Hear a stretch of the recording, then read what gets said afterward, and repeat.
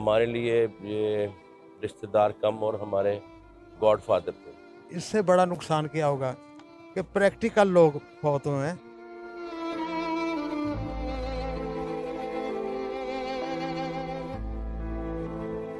असूल पे फिल्म भी छोड़ जाती हाँ है। बिल्कुल सही। ये मेरे लिए तो मेरे दादा की जगह थे और वो एक जो मुझे दुख है या पूरी फैमिली को हमारी दुख है, वो तो कभी जा नहीं सकता। वो तो हमारे लिए ऐसी है कि एक बहुत मजबूत छत हमारी जो है वो गिर रही है तो वो।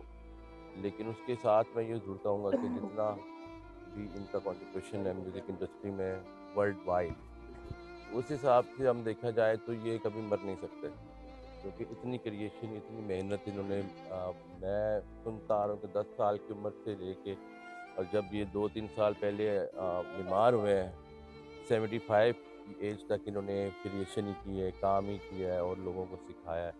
म्यूज़िक यूनिवर्सिटीज़ को बहुत सारा मटेरियल दिया है। तो मैं यही समझूंगा कि जो जितने भी दुनिया में क्रिएटर लोग हैं जो किसी का इस तरह का काम करके आने वाली नस्लों का भला करते हैं, वो कभी मर नहीं सकते। बेशुमार उनका बड़ा नाम है, वो जी पहचान बिल्कुल। है।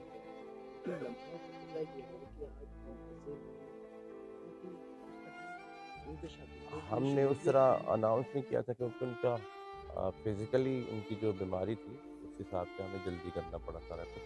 तो इसलिए हमने बहुत सारे लोग ऐसे थे कि जिनको हम बता नहीं सके और हमारे पास टाइम भी इतना नहीं था।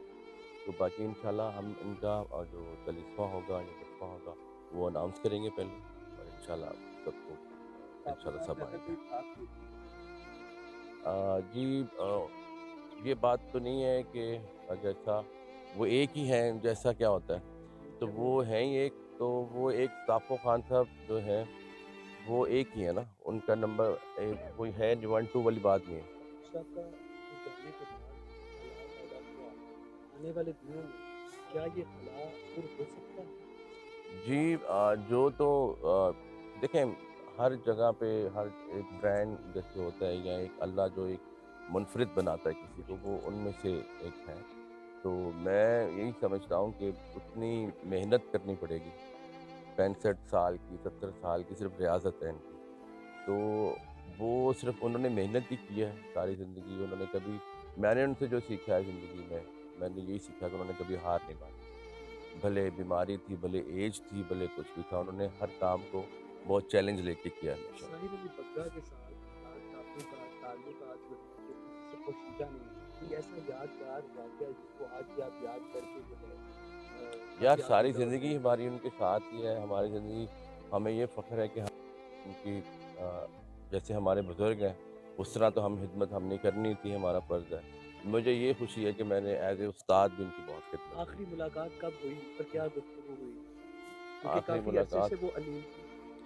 हाँ जी, मुलाकात तो हमारी रहती थी हॉस्पिटल्स में भी, मैं अपने कॉन्सर्ट पे भी होता था, फ़ोन पे भी बात होती रहती थी। लेकिन बाकी ये है कि आप आने का शुक्रिया, आपकी वजह से भी लोगों को पता चलेगा और मैं रिक्वेस्ट करूँगा सबसे कि जो भी है वो सबके लिए दुआ ज़रूर करें। Thank you. Thank you so much sir. हमारे लिए तो बहुत बड़ी सदमे की बात है और इंडस्ट्री का तो होता रहता है नुकसान फ़ायदा।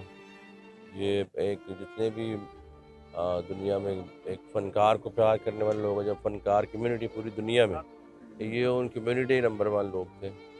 तो ये सिर्फ़ मुल्क का नहीं है, ये उन यूनिवर्सिटीज़ का भी नुकसान है जहाँ पे इस तरह के लोग पढ़ाते हैं। तो ये हमारे मेरे तो ताया थे, मेरे दादा की जगह थे और इसके साथ यही है कि बहुत बड़ा नुकसान है हमारी फैमिली का। हमारे सर से एक छत टूटी है हमारी, जो बहुत मज़बूत थी। तो हमारे लिए ये रिश्तेदार कम और हमारे गॉडफ़ादर थे। तो वो हमारे लिए बहुत बड़ी बात है, हमारे लिए बहुत गम की बात है। मैं इल्तिजा करूँगा सबसे कि दुआ कीजिएगा इनकी मफ़रत के लिए। शुक्रिया। सर बताइएगा कि पाकिस्तान का बहुत बड़ा नुकसान हुआ है, आज क्या कहना चाहेंगे आप? मैं यही कहूँगा कि पाकिस्तान में तो इससे बड़ा नुकसान क्या होगा कि प्रैक्टिकल लोग बहुत हुए हैं। और ये वो लोग हैं जो म्यूजिक फैक्ट्री में अगर काम नहीं है तो अपने फन में काम शुरू हो गया। ये बैठते नहीं थे। आपकी उनके साथ आखिरी मुलाकात कब रही? ये बाप है, मैं ये बेटा हूँ बाप उनका। है। मैं वही कह रहा हूँ ना, आखिरी मुलाकात मतलब कि लास्ट टाइम होता है ना प्रोजेक्ट के लिए, मैं क्योंकि सिर्फ- वो हॉस्पिटलाइज भी थे, तबीयत अलील थी काफ़ी दिनों पूरा से। महीना मैं उनके साथ ही रहता था। सिर्फ 5-6 दिन में बुखार में पड़ा था, तो फिर पता लगा, तो फिर मैं उसी हालत में आ गया। तो अभी तक टेंशन में ही हूँ कि ये यकीन नहीं आ रहा कि ये किस्मत में ये भी होना था। आखिरी नसीहत याद है उनकी अल्ताफ साहब की? मुझे एक एक नसीहत याद है उनकी। नसीहत याद है तो पूरे वर्ल्ड में बलूहा बना दिया इनकी बदौलत ही। ये ना होता तो मैं भी ना होता।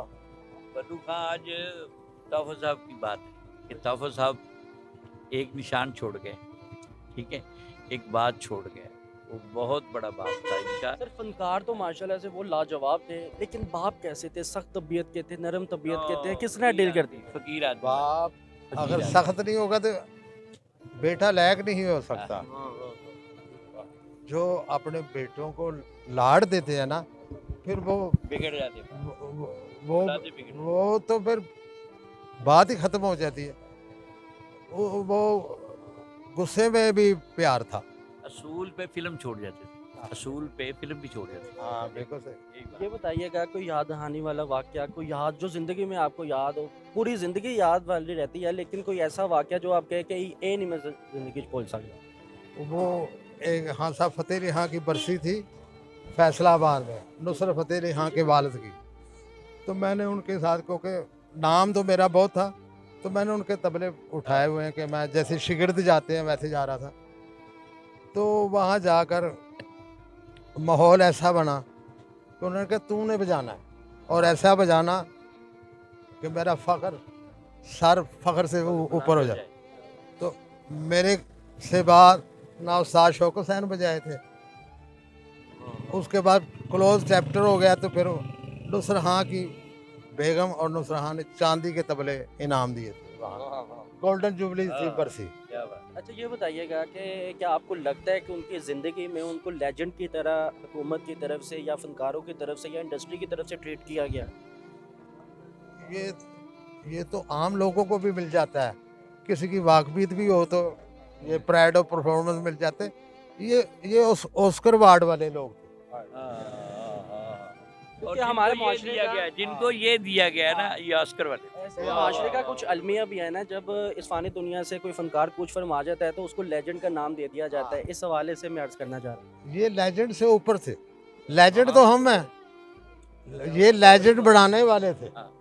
पाकिस्तान ज़हन में रखिएगा, पाकिस्तान में किसी की कोई कदर नहीं है, फनकार की ख़ास तौर पे। कोई सिंगर है, कोई म्यूजिशियन है, कोई करतब करके है, ये वो ये बंदर समझते हैं। इस मुल्क में मेहंदी हसन की कदर नहीं है, तो यहाँ जिस मुल्क में मलकू हिट हो जाए उस मुल्क में क्या कहना। जहाँ पे ये गाने हिट हो जाएंगे, वाह आतिर मौज करावा। अस्सलामुअलैकुम, सज्जाद ताफू। अब हम शहनशाह कब्रिस्तान में हैं, क्रीम ब्लॉक में। तो I lost my father, family and all over the world, and this बहुत बिग लॉस था कंट्री का। और काम सीखा बचपन में, when I was 7 years old. तो तबला कैसे बजता है, ढोलक किया, फिर ड्रम किया, फिर उन्होंने द फर्स्ट मैन जिसको उन्होंने गिटार फैमिली में पकड़ाई। उससे आईना, बंदिश के गाने होते हुए उनके साथ गाना बजाया, सोने दी नसली, रब जाने। 2000 song has been hit all over the world. तो उंगली पकड़ कर सिखाना, म्यूजिशियन बनाना, फिर बैकग्राउंड म्यूज़िक कैसे करते हैं। I have done 104 movies, 20 PTV अपना OST। और अब अल्हम्दुलिल्लाह में आपको पता है, दूसरे जो लोग हैं यूनिवर्सिटियों के, कॉलेजों के बच्चे हैं, उनको सिखा के 15 साल से वो दूसरी यूनिवर्सिटियों में जाके उस्ताद बन रहे हैं, और इस काम को और ट्रांसफ़र हो रहा है, इससे उनका रिज़ल्ट रोज़ी बन रहा है। और उनके बच्चे जिनकी डिग्री काम नहीं आती, उनको गिटार और आर्ट काम आ रहा है। फ्रॉम ताफो brothers, thank you all of you. Sir ये बताइएगा कि वो फनकार तो माशाल्लाह आला थे, लाजवाब थे, लेकिन बाप कैसे थे? वो सख्त तबीयत के थे, नरम तबीयत के थे? वो सख्त तबीयत थी, लेकिन अंदर से बहुत नरम हौले, डरपोक, बिल्कुल ऐसे बरसना है उसके बाद फोर यार फड़ के लें, ऐसे ये प्यार करना है, खाना खिलाना है। वो था कि मेरे जो दादा बू थे ना, वो बहुत बड़े कर्नाटक के बहुत बड़े उस्ताद भी थे डांस में अपना। तो उनकी वजह से उनके जो एग्रेसिव पान है, जैसे आप किसी को ब्रॉड अप करते तो उसमें तबीयत आती है। आर्टिस्ट जो है ना एग्रेसिव होते हैं बड़े, लेकिन अंदर से बड़े प्यारे रोमांटिक होते हैं। तो उनकी जो तबीयत थी एज ए बाप बहुत आला थी। दोस्तों में बांटा प्यार, देखें कितने लोग आए हैं, ढोलों वाले, तबलों वाले, डायरेक्टर नूर साहब देखे गए चेहरा, एक्ट्रेस आई हैं सारी वो। तो उनका प्यार है, बाप भी अच्छे और मौसीकार भी। पूरी दुनिया में one of the leading musician bye father. कोई ऐसी नसीहत ज़िंदगी में याद हो अपने वालिद साहब की? हाँ, वो अदब है जो उन्होंने अपने बाप का जो किया है ना उन्होंने। जब वो बीमार थे तो उन्होंने बोला कि मैं उनकी जो खिदमत की है ना, वो बड़ी ऐसी खिदमत थी मैं बता नहीं सकता। जब बीमार होता है मतलब बिस्तर पे होता है तो क्या करता है उस वक्त, उसका जो वॉशरूम है वो कहते हैं मैं ही खाता था साहब। तो ये उनकी दुआ का। Thank you so much sir.